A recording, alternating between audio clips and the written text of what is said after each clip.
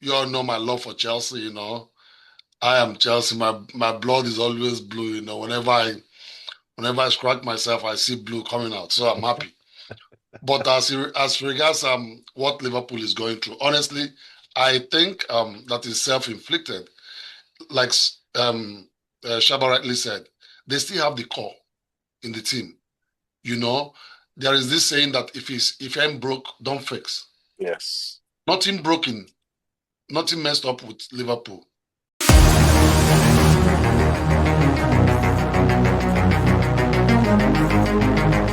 Watch Strength TV right now.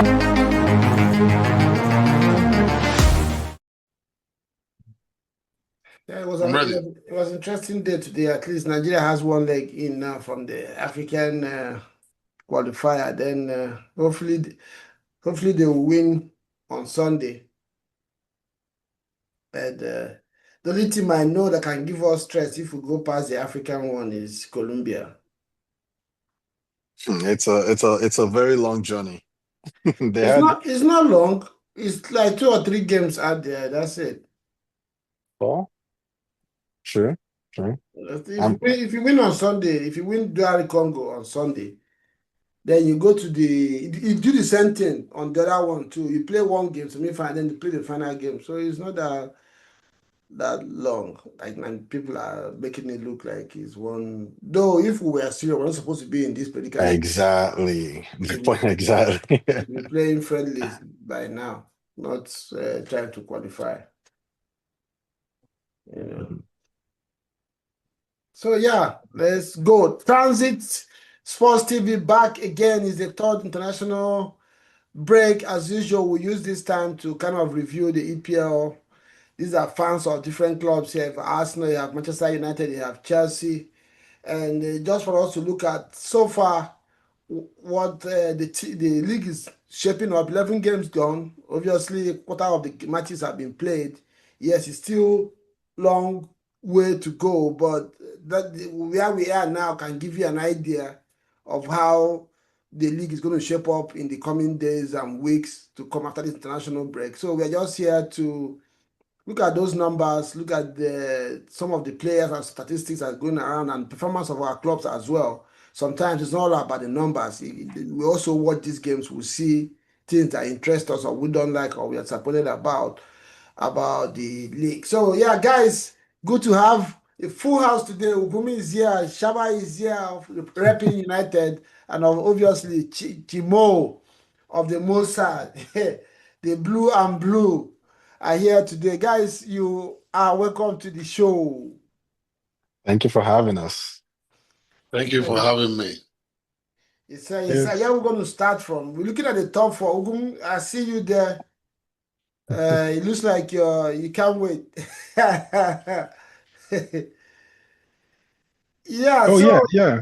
It's a go ahead. pleasure to be here. I was just saying hello to everyone. Nice being on Okay. transit as usual. Yeah. Okay, sir. Top four, Arsenal obviously topping the league, 25 points at the moment, followed by City, Chelsea, and Tottenham Hotspur. That's how it's looking right now. And a lot has been made about this league this season. A lot of people in the beginning of the season, we are saying Liverpool are going to defend their title. And obviously, if you know, Liverpool has never defended the title before in their history. They never win the next year after winning the league title. And people were tipping Arsenal as well because of the business they did over the summer. And so far, they've not yet disappointed, though they had a very difficult start into the season. And a lot of people also tip Manchester City. United has been one of the surprise teams of the season so far. Yeah, we knew as time went on they would get better under Amorim, but I'm not sure anybody tipped United to be where they are so far in on the table. I think they are fifth on the table at the moment. So yeah, guys, and Liverpool is languishing in seventh position. Nobody could have predicted after 11 games, considering how they started the season. Let's look at Liverpool.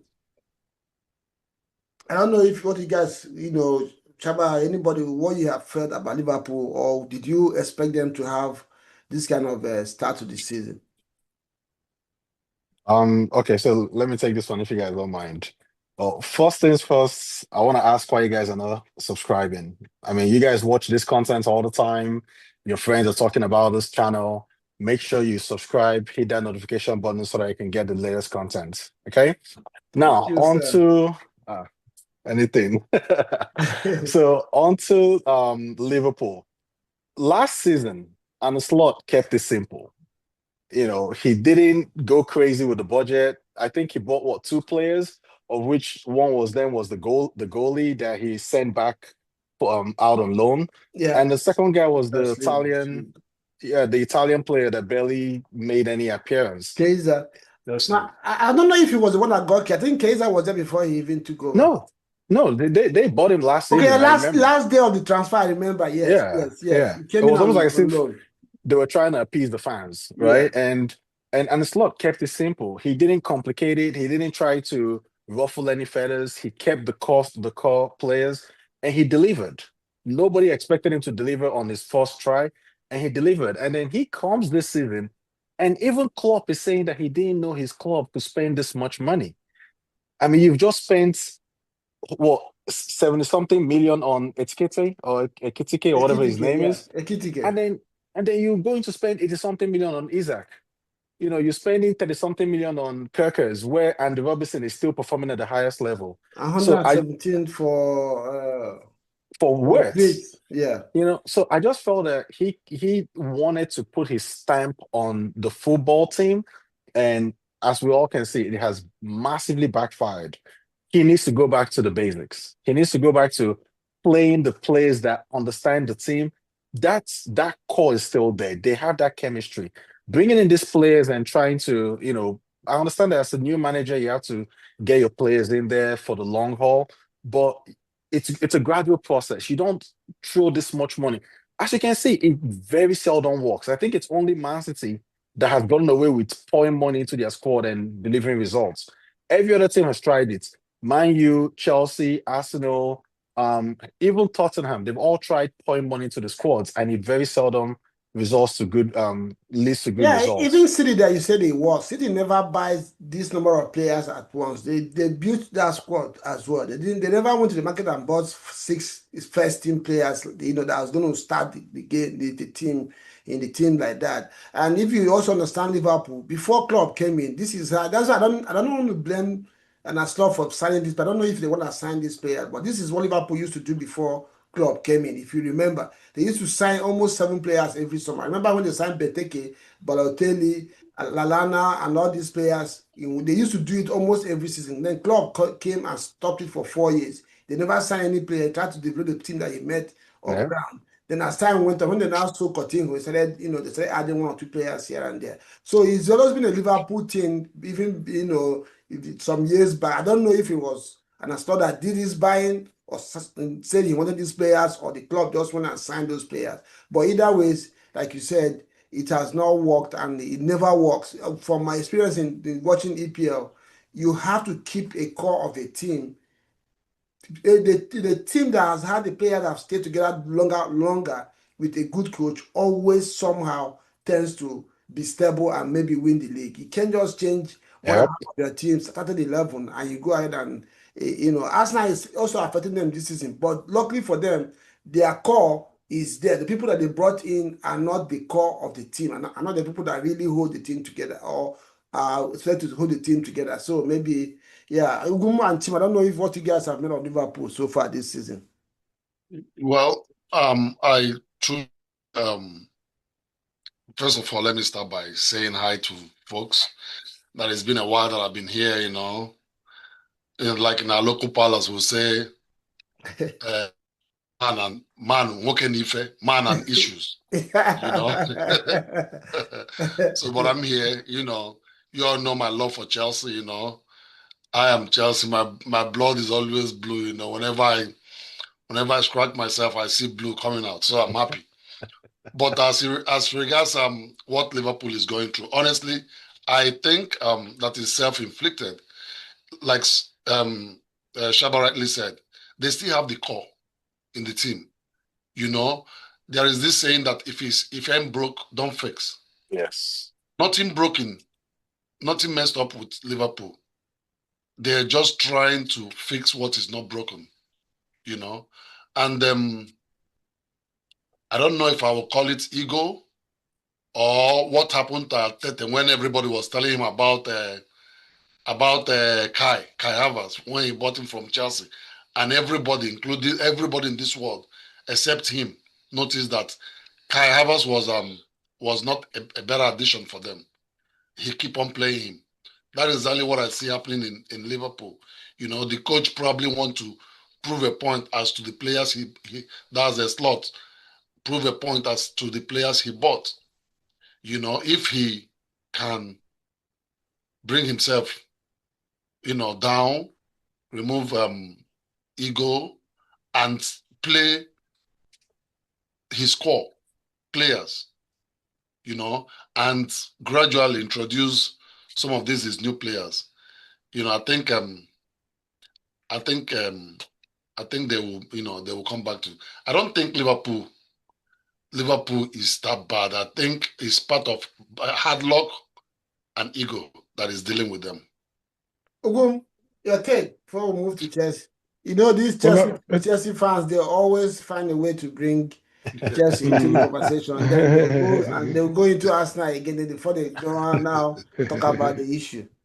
Yeah, well, I think both him and Chief Justice have done justice to what's going on with Liverpool. It's a case of buying players without proper planning, stacking players upon the players they already had, and not planning and not knowing where and not deciding where to play them before they came in.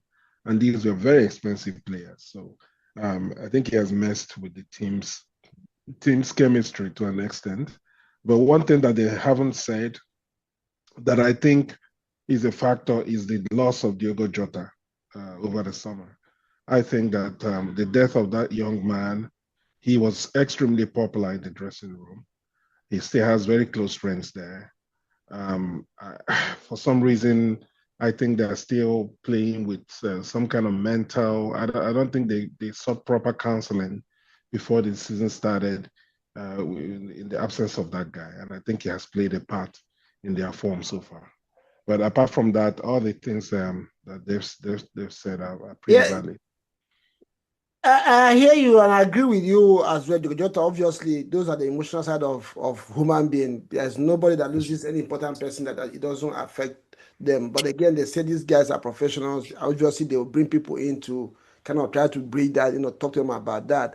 But there's one thing tactically I believe is the major reason why Liverpool are struggling. Because if you look at the stats so far this season, they still have the highest average possession in all their games.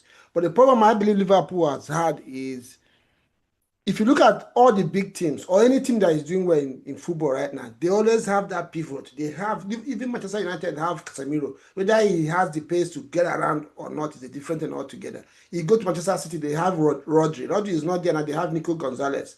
Arsenal has to be Mendy. Now they're even playing two.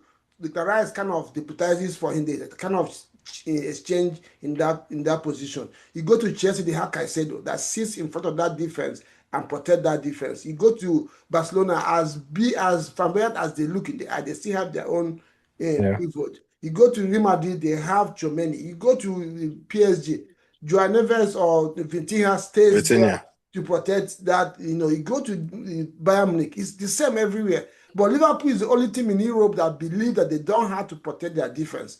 I see Liverpool play matches, they press with 6 players.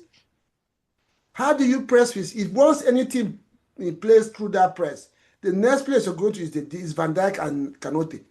And I don't care how good you are as a defender. If you are always going to be faced with pressure, you're going to crack. If you're always running back to your goal to defend instead of facing the action, you're going to have issues. You see Van Dijk going to the left side to cover up for the left back. You see Kanote going to that side. So I think if what's his name? Arne Slot can, like you said, reduce his ego and say, okay, I got it wrong. Go back to the basics. Because there are some fundamentals in football. No matter the invention you bring, you have to respect it because that pivot allows you to play football in triangle, which is how football is played. Nobody plays football on straight lines. You can't just be going from back to front. You have Gravenberch, you have McAllister. I see these two players all the time, all the way high up. I'm like, who is protecting this defense?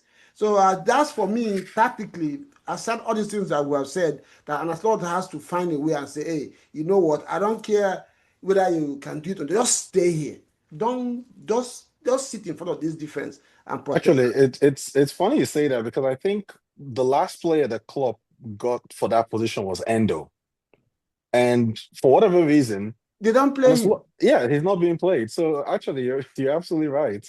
So yeah, they have to figure that out. If he continues to do this all season, I don't care who you sign, I don't care if this player has blend later. If you keep exposing your defense, they're going to keep having the same problem. Because against Manchester City, if you watch, they created chances. But the problem is that once you play through that press, there's a whole lot of space. And that's how you know that Pep truly is a genius. You know what he did?